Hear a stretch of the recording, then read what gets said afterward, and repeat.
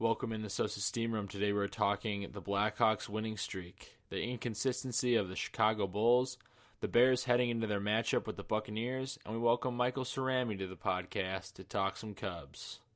Hit it.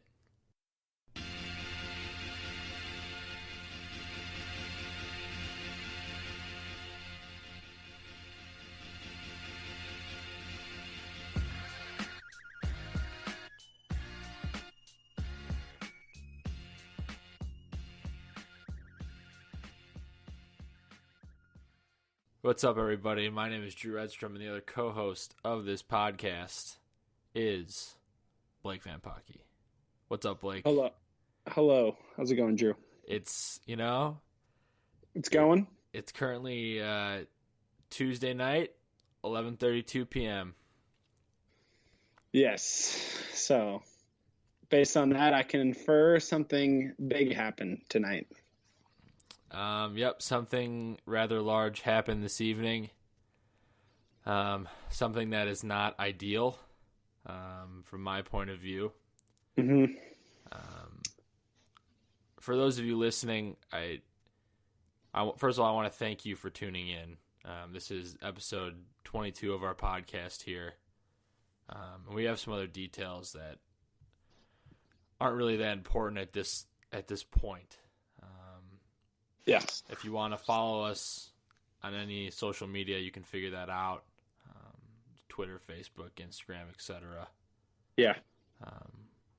But this is some big stuff happened tonight, and I want to encourage you, while you're listening to this, to try to separate yourself from all of that and just focus on sports and get your mind off of it for at least an hour.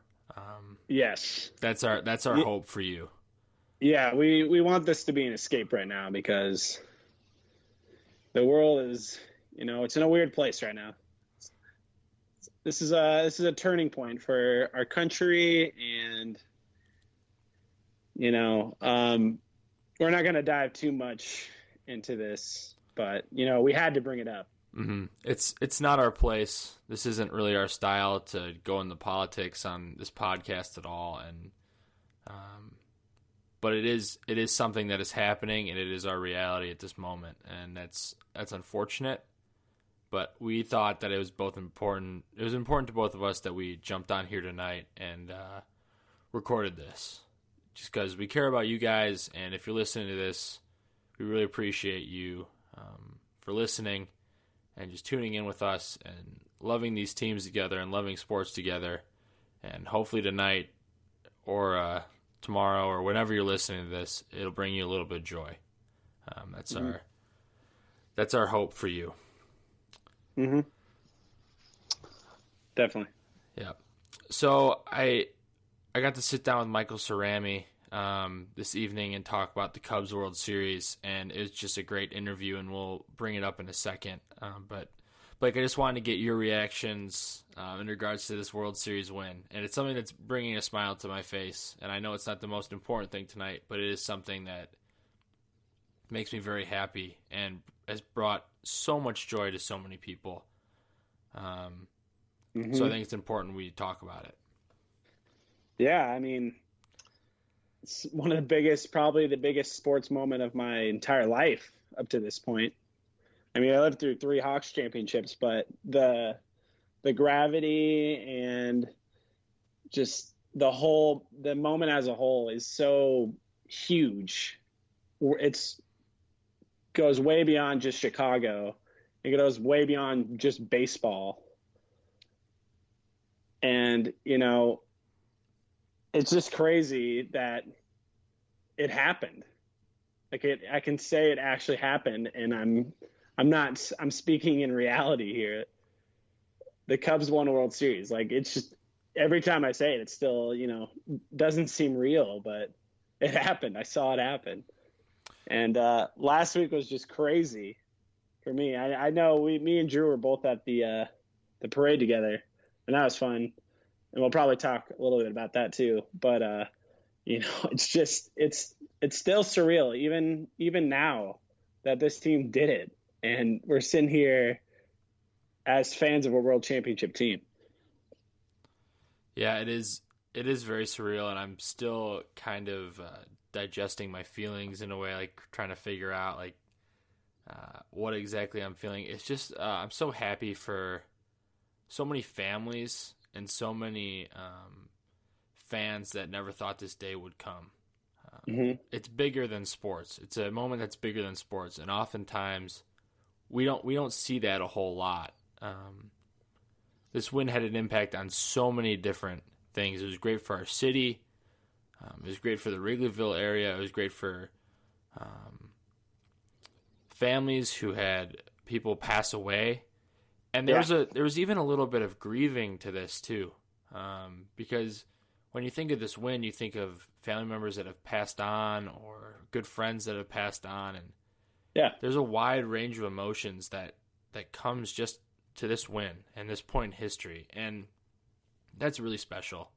It's something that shouldn't be overlooked, and I'm saying to you right now, if someone is yelling at you for still celebrating this win, they can just get lost, because this has been a long time coming, and you deserve something good if you're a Cubs fan. You deserve to revel in this moment and celebrate, and this is your moment. Don't let anyone take it away from you.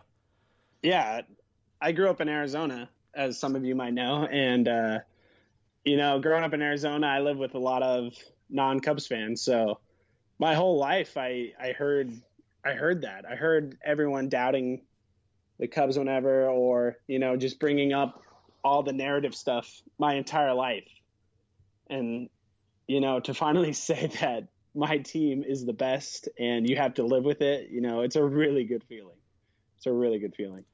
Yeah, it was really cool being at the parade as well with you, Blake, and some other friends too. I mean, there's no doubt about it. There were a lot of idiots out there. There are a lot of people who were making some really dumb mistakes. But I kind of went into it with a good mindset and was kind of like, this is something that I've been waiting for a long time. I'm just going to enjoy it. And we did, man. We had a really good time. It was a great day. It was nice and sunny.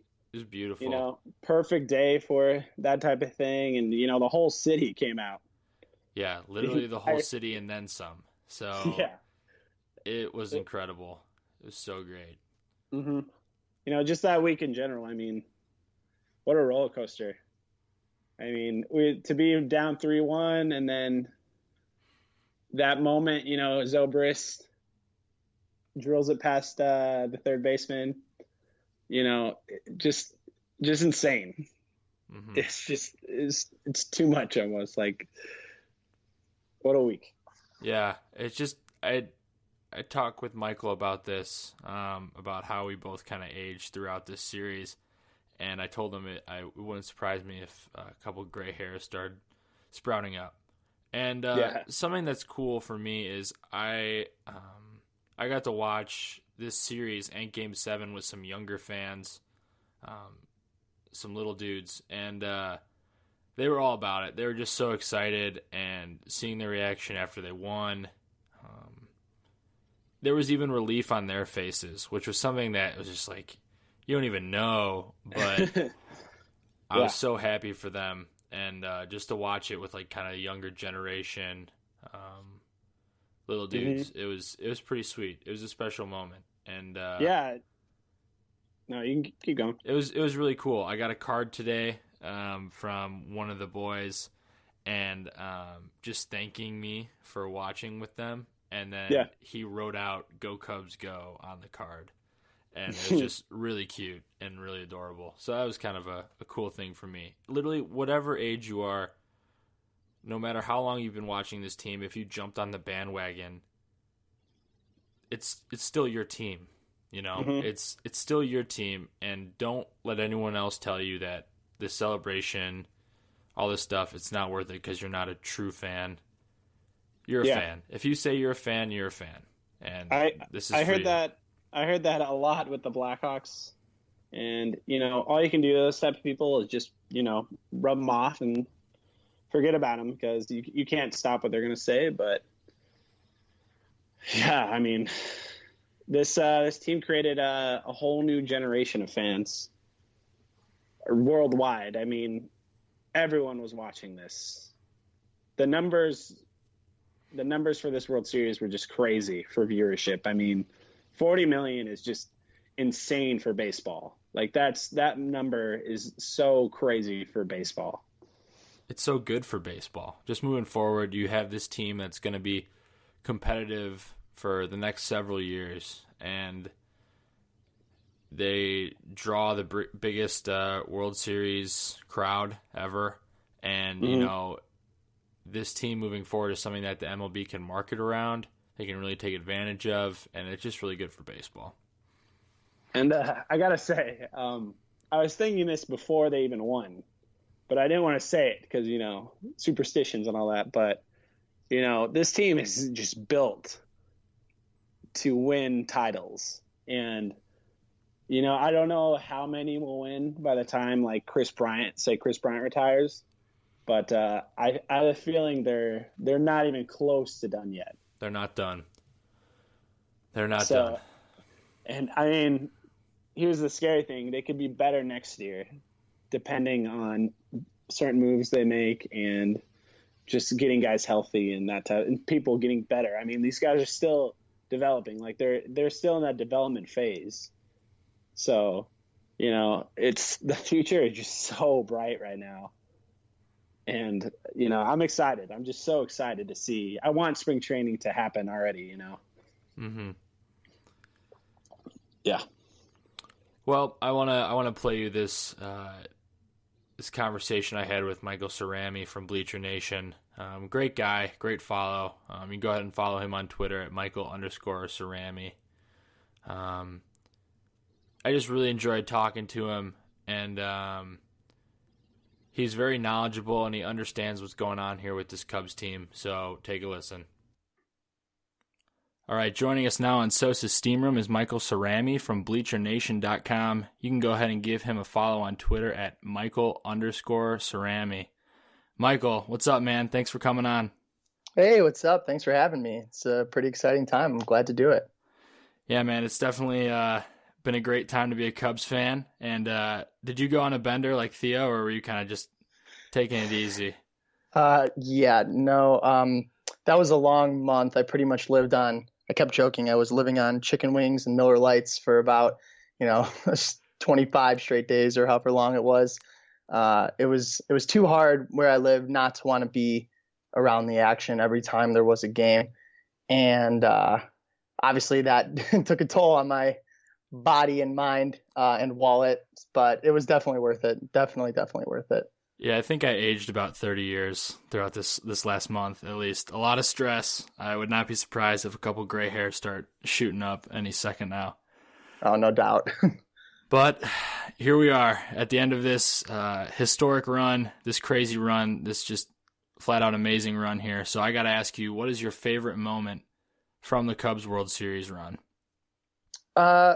There's definitely a couple. One of the most memorable moments, with certainly the most uniquely exciting moment, wasn't even the end of the World Series for me. That was definitely the most emotional. But one of the most exciting moments was Miguel Montero's grand slam. I don't know if I had tweeted out a couple of times. I was at the bar with Brett at Yoxie's. Brett's the other writer at Bleacher Nation, and when he hit that home run, I was on a bar stool on the bar watching the game. And as soon as it left out in right field, I don't even know what happened, but I ended up standing on top of the bar and high-fiving the bartender, high-fiving everyone in a circle around me. That was like the single most, like this one single moment, like completely erupted. The entire bar went crazy. The other one was definitely Javi Baez stealing home, because that was just one of those most unexpected plays, and it was just in the middle of Baez's ascension in the NLDS and CS, where like everyone was just falling in love with him. And that was one of those things that was like, well, I mean, we could pretend like we knew that was something he was capable of, but obviously stealing home is not something that people do frequently. So watching it was just so exciting and unexpected. But yeah, I can't say that winning the World Series was my favorite moment, because that was probably the most stressful moment of stressful, few hours of my entire life, without question. Yeah, I mean, there's so many good moments from this run. I think for me, something that was really cool for me to see was see